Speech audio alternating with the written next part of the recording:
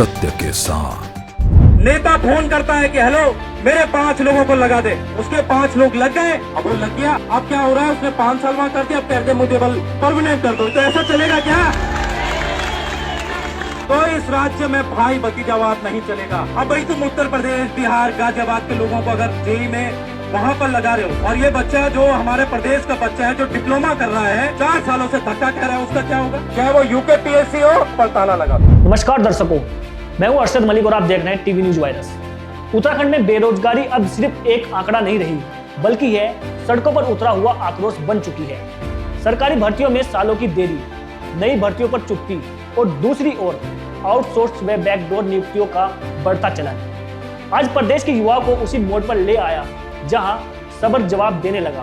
सोमवार को यही गुस्सा देहरादून की सड़कों पर साफ नजर आया, जब उत्तराखंड बेरोजगार संघ के बैनर तले सैकड़ों युवा परेड ग्राउंड में जुटे और सचिवालय कूच करने के लिए निकल पड़े। सैकड़ों की संख्या में बेरोजगार युवा परेड ग्राउंड पर इकट्ठा हुए। इसके बाद हाथों में तख्तियां और बैनर लेकर पैदल मार्च करते हुए सचिवालय की ओर बढ़े।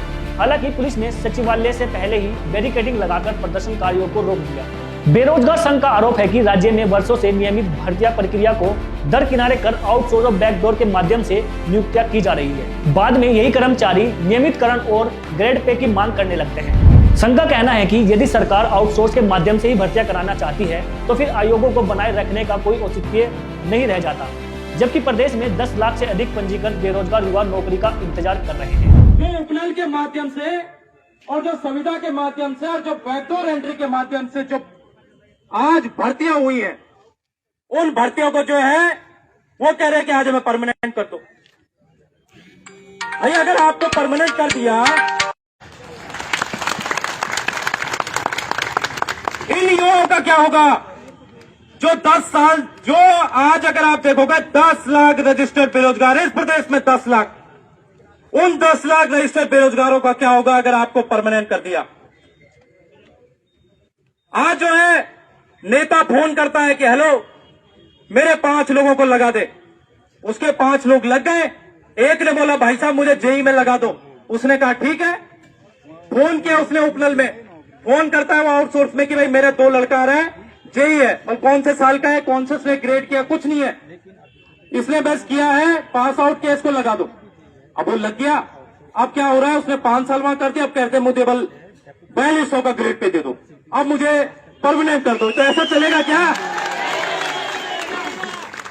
भाई संविधान के दायरे में रहकर जो नियम बने हैं, जो नियम बने हैं कि सीधी भर्ती के माध्यम से ही आप अंदर जाओगे, जो नियम बने हैं कि प्रॉपर विज्ञप्ति जारी होगी, सभी को समान अधिकार मिलेगा, उसके तहत ही आप जो है किसी भी भर्ती में आप अंदर जाओगे, तब आप अंदर जा सकते हो।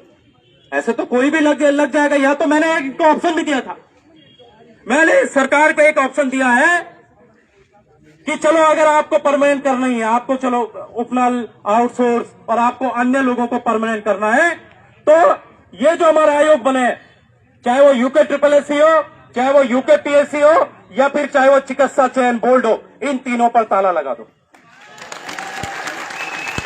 तीनों पर आप ताला लगा दो और युवाओं से कह दो कि आज से आयोग बंद हो चुके हैं, और आप जो है उपनल में, आउटसोर्स में और किसी नेता से बोल दो कि हमें अंदर कर दो, और सरकार ये नियम बना दे कि उसके बाद सब 10 साल में भर्ती हो जाएंगे, तब भी हम तैयार हैं।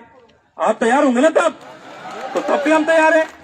लेकिन ये क्या तरीका हुआ कि जिसके रिश्तेदार हैं, जिसका जो है रिश्तेदार मंत्री है, जिसका रिश्तेदार विधायक है, जिसका रिश्तेदार पार्षद है, उसने फोन कर दिया और आपने लगा दिया। तो इस राज्य में भाई भतीजावाद नहीं चलेगा। ये प्रण ले लीजिए, ये हमने प्रण ले रखा है। अभी कह रहे थे कि जब हमने प्रेस कॉन्फ्रेंस की उपनल के माध्यम से कि भाई राम कनवाल जो है प्रेस कॉन्फ्रेंस कर रहा है, क्यों उपनल कर्मचारियों को जो है परमानेंट नहीं होने दे रहा है, या फिर आउटसोर्स के लोगों को परमानेंट नहीं होने दे रहा। मैं कहना चाहता हूं, वो कह रहे हैं कि हम इसी राज्य के लोग हैं, हमको परमानेंट होने दीजिए। तो मैं कह रहा हूं फिर तो हाकम सिंह भी इस राज्य का है। हाकम सिंह, अरे फिर तो जो माफिया हाकम सिंह है वो भी तो हमारे राज्य के लोगों को ही फिर नौकरी लगा रहा है। भाई यही तो है, फिर क्या दिक्कत है? अगर हमने जो हाकम सिंह को गिरफ्तार करवाया है या फिर जो हम इस प्रदेश के अन्य माफियाओं को गिरफ्तार करवा रहे हैं, वो भी हमारे राज्य के लोगों को, अपने क्षेत्र को लोगों को लगवा रहे हैं, फिर आप उनको जेल के अंदर क्यों डाल रहे हो भाई? ये एक बड़ा मुद्दा है। तो इसीलिए मैं कहना चाहता हूं साथियों, फिर तो हाकम सिंह में और इन नेताओं में जो अपने नेता रिश्तेदारों को लगा रहे हैं, उन पर कोई अंतर नहीं है। आप सबको, इस प्रदेश के युवाओं को एकजुट होकर रहना पड़ेगा। मैं तो कहता हूं कि हाकम सिंह तो पर्टिकुलर एक एग्जाम को लीक करवा रहा है, कुछ लोगों को जो है अंदर घुसा रहा है। यहां पर तो हजारों लोगों को जो है बैकडोर के माध्यम से अंदर करवाया जा रहा है। फिर सबसे बड़ा भर्ती घोटाला कौन सा है? हाकम सिंह वाला है ये वाला? आप ये बताओ, ये वाला बताइए। तो हर युवा के दिमाग में एक चीज होनी चाहिए कि संविधान के दायरे के अंदर प्रॉपर विज्ञप्ति के माध्यम से भर्तियां होनी चाहिए इस राज्य में। आप देखेंगे, मैंने कई कागज भी निकाले हैं, कई कागज हमारे पास हैं। आप देखो कि उपन सिंचाई विभाग है, आप जानते होंगे सिंचाई विभाग है। सिंचाई विभाग में उपनल के माध्यम से जेई के 100 से 150 लोग लगे हैं। 100 से 150 लोग, कितनी बड़ी बात है। 100 से 150 लोग लगे हैं, उनमें से आधा से ज्यादा लोग उत्तर प्रदेश, मुरादाबाद, गाजियाबाद, बिहार, यहां के लगे हुए हैं जेई में। अब भाई तुम उत्तर प्रदेश, बिहार, गाजियाबाद के लोगों को अगर जेई में वहां पर लगा रहे हो, और ये बच्चा जो हमारे प्रदेश का बच्चा है, जो डिप्लोमा कर रहा है, 4 सालों से धक्का कह रहा है, उसका क्या होगा? पकोड़े तल रहा है। मैं साफ कहना चाहता हूं, मेरा स्पष्ट संदेश है और पूरे प्रदेश के युवाओं का संदेश है कि बैकडोर एंट्री इस प्रदेश में नहीं चलेंगी, चाहे कुछ भी हो जाए, किसी भी डिपार्टमेंट में। बैकडोर एंट्री बिल्कुल बंद होनी चाहिए। मतलब ना रोस्टर का पालन है। आप देख रहे हो, रोस्टर का पालन हुआ इसमें नहीं भाई। प्रॉपर एक जो भर्ती होती है, वो भर्ती कैसे होती है? उसमें SC, ST, OBC, EWS, महिलाओं का कोटा, ये सारी चीजें जब लगती हैं तब प्रॉपर एक रोस्टर बनता है। उस रोस्टर के तहत ही जो है भर्तियां होती हैं। तो जो जिनको आप परमानेंट कर रहे हो, उसमें आपने पता है कि कौन कितने OBC हैं, कितने जो है SC हैं, कितने जनरल हैं, कितनी महिलाएं हैं। उसमें तो फिर महिलाओं का पूरा कोटा जो 33% है, उसको भी खत्म कर दिया गया होगा। उपनल का मेन उद्देश्य ये था साथियों, उपनल का मैंने बताया भी था, उपनल का मेन उद्देश्य ये था कि जो हमारे पूर्व सैनिक हैं, जो उनके आश्रित हैं, उनके लिए उपनल का गठन हुआ था। और उनकी संख्या 7 से 8,000 है। बाकी कहां से आ गए, कैसे लग गए? तो इन तमाम चीजों पर अगर आप देखेंगे, आज आपके इर्द गिर्द लोग नौकरी कर रहे हैं, पुलिस अधिकारी हैं यहाँ पर, पुलिस कर्मचारी हैं यहाँ पर, क्या ये उपनल के माध्यम से लगे? क्या ये आउटसोर्स के माध्यम से लगे? अगर पुलिस में भी जो है उपनल और आउटसोर्स के माध्यम से भर्तियां होने लग गई, तो फिर तो पुलिस विभाग भी खत्म हो जाएगा। तो हम तो ये चाहते हैं कि अगर भर्तियां हो तो फिर प्रॉपर तरीके से हो, भर्तियां हो तो उसमें जो है हर छात्र जो है फॉर्म भर सके।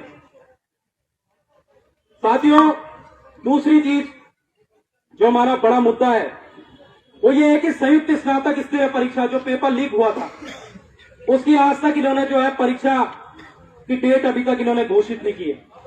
वो क्यों घोषित नहीं कर रहे हैं? मैं आयोग गया था, आयोग के सचिव से मैंने बात की थी। आयोग के सचिव बेहद घबरा रखे हो, आयोग बेहद डरा हुआ है। मतलब ऐसा डरा हुआ है कि अगर ये परीक्षा फिर से करा दी, कहीं फिर से बल पेपर लीक ना हो जाए, कहीं फिर से कोई माफिया ये बेरोजगार संघ वाले खड़ा ना कर दे कि भाई इसने फिर से नकल कर दिया, ये कर दिया। तो आयोग बहुत डरा हुआ है। लेकिन क्या हमें ऐसे डरे आयोग की जरूरत है? भाई हमें तो अपनी परीक्षा, अपना रिजल्ट, अपना सब कुछ हमें तो समय से चाहिए। तो हमने ये कहा है, अगर तुम्हारे बस के नहीं है तो सचिव साहब आप इस्तीफा दे दो, अगर अध्यक्ष तुम्हारे बस के नहीं है तो इस्तीफा दे दो, नई टीम वहां बैठाओ। अगर तुम्हारे बस के नहीं तो छोड़ दो ना आयोग। लेकिन इन युवाओं के साथ अत्याचार, इन युवाओं का हनन नहीं होने दिया जाएगा। साथियों, मैं तमाम उन जेई के अभ्यर्थियों को भी यहां पर कहना चाहता हूं कि आपने जब पिछली बार साल 2021 में भर्ती आई थी, उस वक्त भी आप लोगों ने बहुत बड़ी एकता दिखाई थी। हम तो खुद देखते थे कितनी बड़ी बड़ी रैलियां होती थी जेई इंजीनियर की, ये सारे लोग, तब जाके वो भर्तियां निकली थी। और आज भी आप लोगों ने वो शक्ति, वो एकता आप लोग आज भी दिखा रहे हैं। और यहाँ पर काफी लोग ग्रुप सी के वाले भी हैं, ग्रुप सी के बच्चे भी यहाँ पर आए हैं। उन तमाम बच्चों से वैसे एक चीज कहूंगा कि एकता में ही ताकत है। अगर आपने एकता दिखाई तो एकता के ही माध्यम से प्रदेश का मुख्यमंत्री पहली बार सड़क पर आया। साथियों, वो आपकी एकता थी, वो आप सबकी एकता थी। अगर एकता में ये बल है तो सोचिए, मैंने तो अभी बहुत सारे लोग हमसे पूछ रहे थे कि भाई इसके बाद क्या करोगे, क्या करोगे अगर मांगे पूरी नहीं होती है। तो मैंने स्पष्ट कह दिया, हमने उत्तराखंड बेरोजगार संघ ने स्पष्ट कह दिया कि आज सिर्फ ये झांकी है, झांकी, आज सिर्फ ये संदेश है।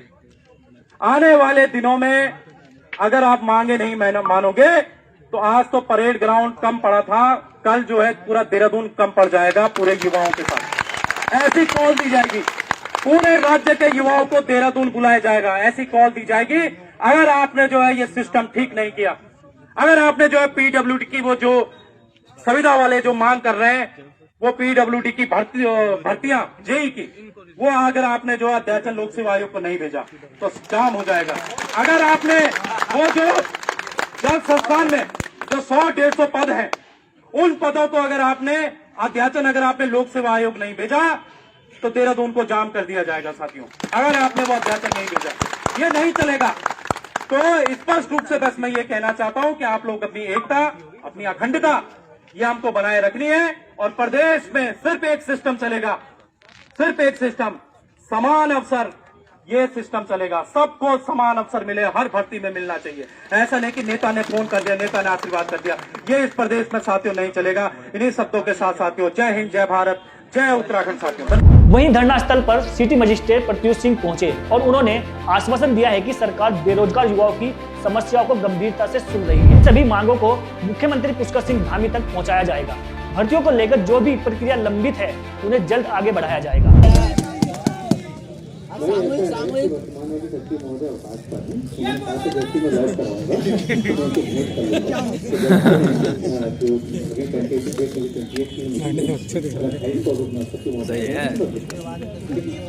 अब देखना होगा कि यह आश्वासन कब हकीकत में बदलता है। नमस्कार।